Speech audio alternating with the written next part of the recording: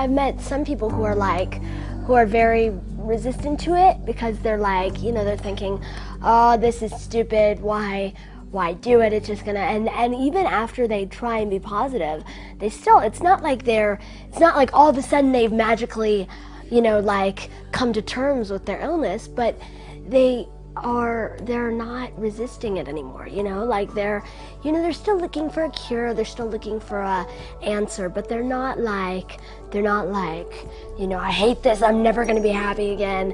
They're enjoying their life while they can, and that just in itself is a big step.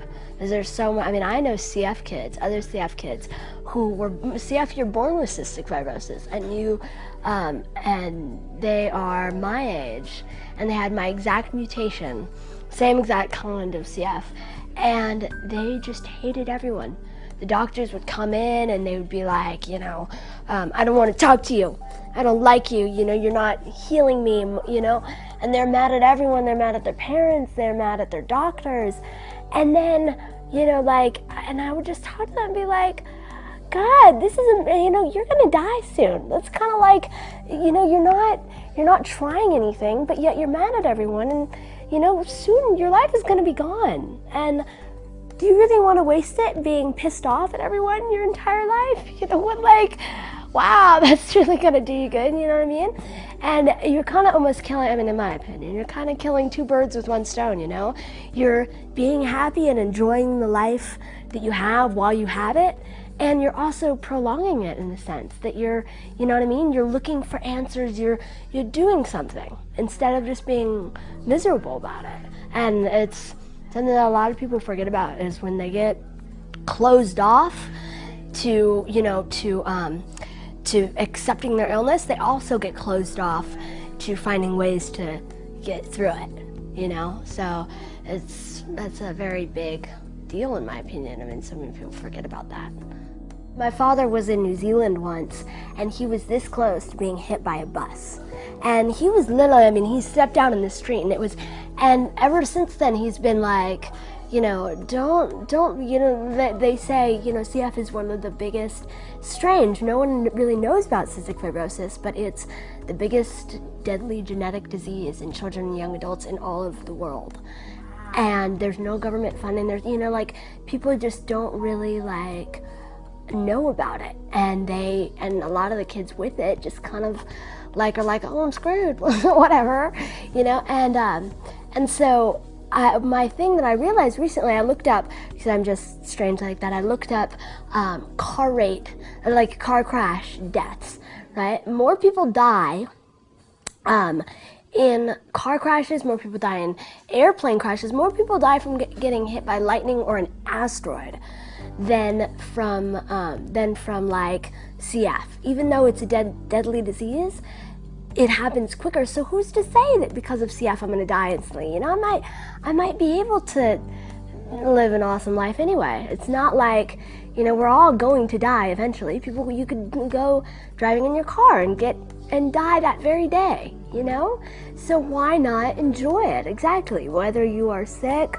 whether you're healthy, whether you're broke, whether you're, I don't know, whatever your issue is, it's, it could be worse and it could be better too, it could be so much more amazing. So why not strive for that, and why not enjoy the down too? Because you never know when you're going to be there.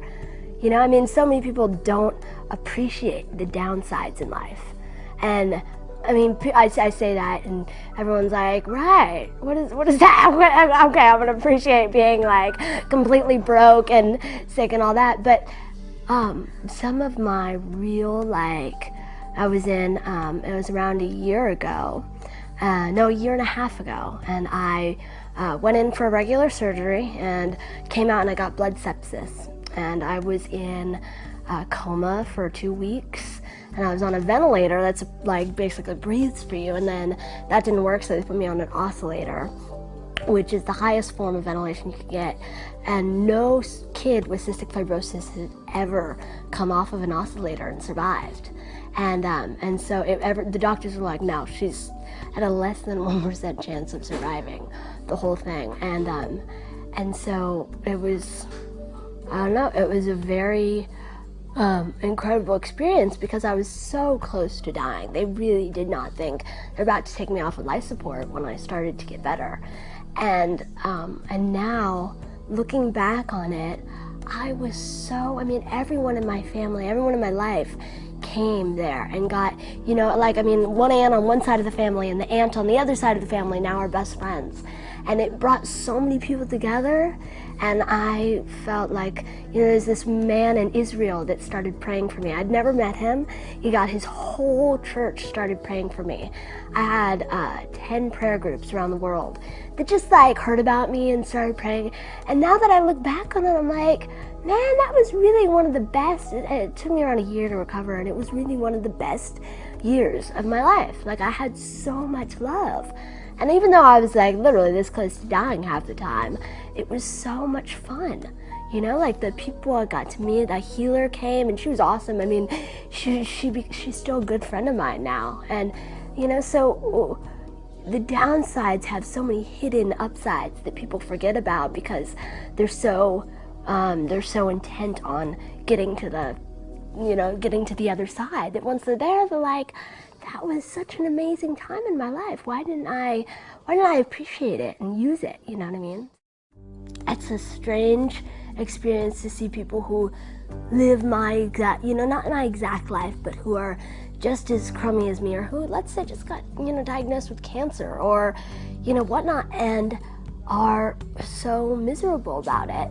And I want to go and I want to shake them. I want to be it's not, look at the amazing side of all of this, not the crummy side. It's what are you doing for yourself by looking on the crummy side? It's not like you're making it any better. Really, are you really making your illness any better by thinking about how terrible it is? You might, and that's not to say don't freak out. I have emotional breakdowns constantly. I'll be like, you hate me. I'll just cry in the hospital when they come to give me my shot. I'll be like, hey, for a week, right? So it's not the same. That's expressing yourself. It's different than dwelling in the sadness of everything. There's a big difference between the two. And, it takes a lot of wisdom to know the difference between them. And that's something that is worth working on. So thank you so much for watching this. If you want to learn anything else about cystic fibrosis or about any of my videos or my story, you can go to Claire's Place Foundation. Or if you like this video, you can like it, or you can friend me on Facebook. And please make sure to subscribe to the channel. Thanks. Bye.